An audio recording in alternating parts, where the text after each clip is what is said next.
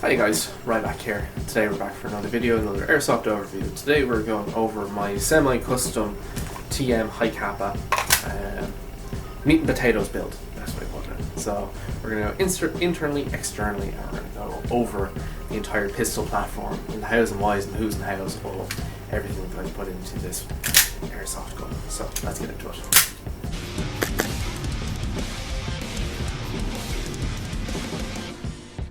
Internally, we'll start off tip to butt, just like every person in the army loves. So internally in the barrel, we have a 113mm 6.04 Crazy Jet inner barrel. I quite like this. It dissipates the gas apparently with the different colored tip.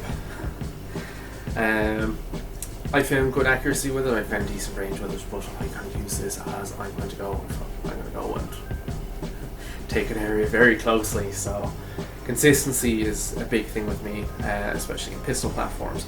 So pairing with that, we have a Maple Leaf Macaron, or not Macaron, sorry, that's the AG1, the GBB, which is I have a Maple Leaf Decepticon booking, the yellow one, paired with a Maple Leaf Ike, Maple Leaf Hot Chamber, and the Maple Leaf Brass Adjustment Rod, nub, wheel, the adjustment bit. But with that, I found the tolerances for all of the Maple Leaf stuff is quite good. It all fits very well together, and I've got maybe about 2,000 rounds through this hop-up setup between two pistols, so I took it out and put it into this pistol. I find it very consistent. I like it a lot, and again, it's a lot better than the stock TM one. So further on from that, we'll go into where the BBU and the nozzle is. The nozzle and the BBU are stock, and I'm just finding that it's actually hard to find a blowback unit that I'd be comfortable enough using and I'd be happy enough using. So the only thing that I've changed in the actual action work of it is I put 140% dynamic precision, the red nozzle return spring, so it gives it a very consistent nozzle return. Again, very handy to have if you're shooting, especially when it's short stroked and you're shooting fast, which I tend to like to do. So underneath, I have a 110% recoil spring, gives it a bit more of a snappy recoil impulse, and I have one short stroke buffer by Cow Industries. The reason for the one, it just kind of takes the pressure off it. It'll still lock to the rear. I just find it kind of gives it a little bit less of a thud and kind of cushions it a bit, so I kind of hope that'll give it better longevity with the slide. Further on, I have a Cow Industries disconnector, and I have Cow Industries hammer thing. I find it gives a very nice and crisp trigger pull, very crisp trigger reset. If you're good, you might have a grand thumb go to your trigger later on, but only if you're good. So the only other internal bit that I think a lot of people overlook or oversee is it's the purple gas routers. I believe they're either 9-ball or no, they are 9-ball. Very nice, very good gas consumption. I'm finding the pistol is venting a lot less, even colder temperatures. I'm just finding overall it gives it a more consistent FPS. You'll notice the big thing with this build is consistency. Consistency.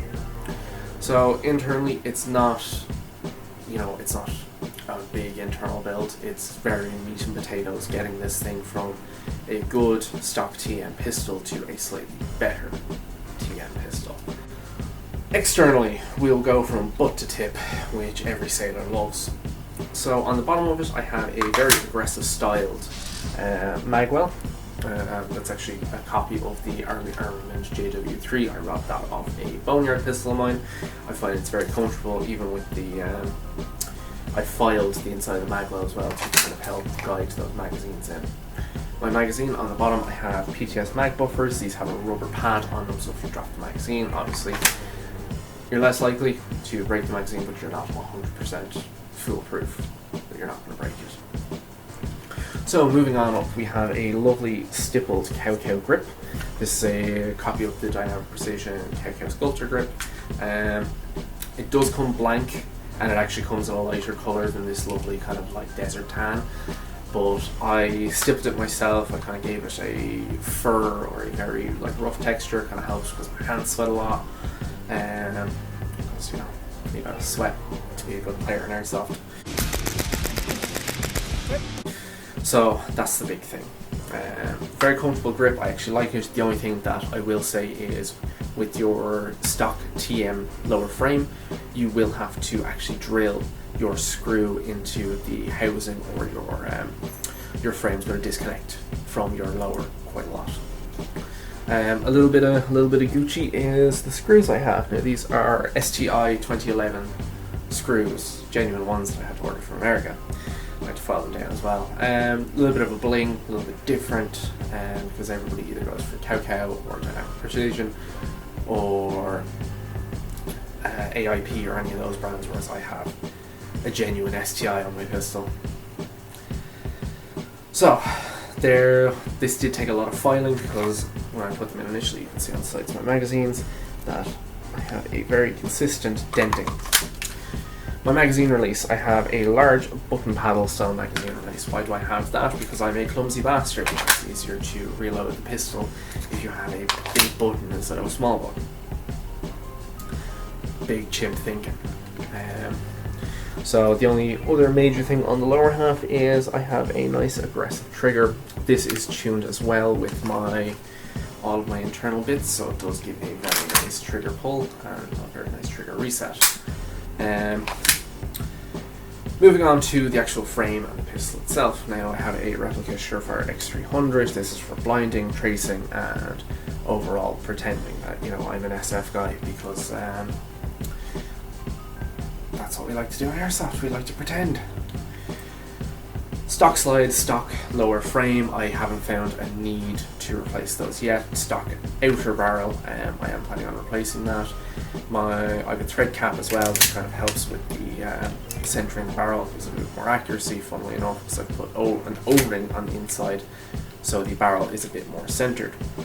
The front sight is a stock front sight, but the only thing that I've changed is I've put glow-in-the-dark paint. I've talked about this a few times on the channel, and everybody calls me fucking crazy, but it is handier, and I find it's easier for me to see when in low light conditions. I find it's a bit easier when you're going into shade, because you can see this big glowing fucking green dot. My rear sight is a ghost ring aperture.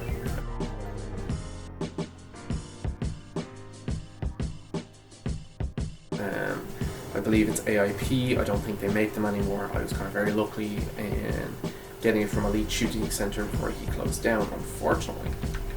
So it is a very nice paired setup. I actually prefer the ghost ring sight to the trough or the bucket style rear sights, or even the fibers. I don't really like fiber optic sights. I know everybody can go, IPSC. Don't like them. So the housing wise, so I wanted a secondary that is consistent at short distance and long distance. Now the big thing is I'm not going to be using this as a primary. I have two magazines for it, so I'm finding that this is either I need to go into a room, or my rifle is too long, or I have a stoppage in my rifle, and instead of working through the stoppage, I can push through and use my pistol instead.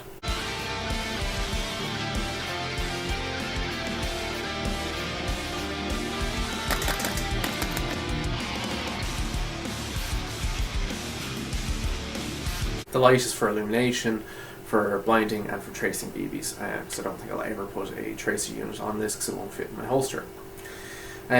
Bar that, the reason why I've kept it, you know, kind of the top part stock, but I've replaced the inside, is the main thing is getting slides is quite difficult now with Brexit and stuff, and I can't really find a slide that I like or that I would be happy enough using. The lower frame, you're not really going to need to replace your lower frame unless you drop the pistol. I find the stock TM frame is grand. It is pot metal, but once you put the lower rail on it, you can mount your pistol light, or you can mount your laser or whatever. So it is a very simple build, but I think that it's overlooked a lot of the time in airsoft games or airsoft builds, where people are like, oh, I'll just, you know, my pistol's grand, I haven't cleaned it in fucking 6 months and it's taken a dip in a river. True story of a person I know. Whereas I would take care of my pistol the same amount as I would take care of my rifle, the same amount as I take care of my SMG. You know, it's easier to have stuff that is all kind of consistent across the board, so when you pick them up after being away for a while, you know, okay, The consistency on this is good. The range on this is good. I don't need to worry about, did I adjust the hop up, or is it going to feed BBs? You know, that's my big thing, is just getting it working, so that way, you know, if there's a stoppage or my rifle breaks, or I run out of gas, or whatever fucking happens in an airsoft game, I can pull this out of the holster, and I know 10 times out of 10 times I'm going to be able to go back and I'm going to be able to shoot at somebody.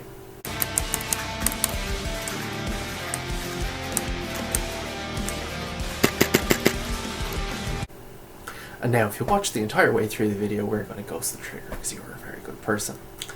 So, you know, there's about 1 millimeter of take up the wall.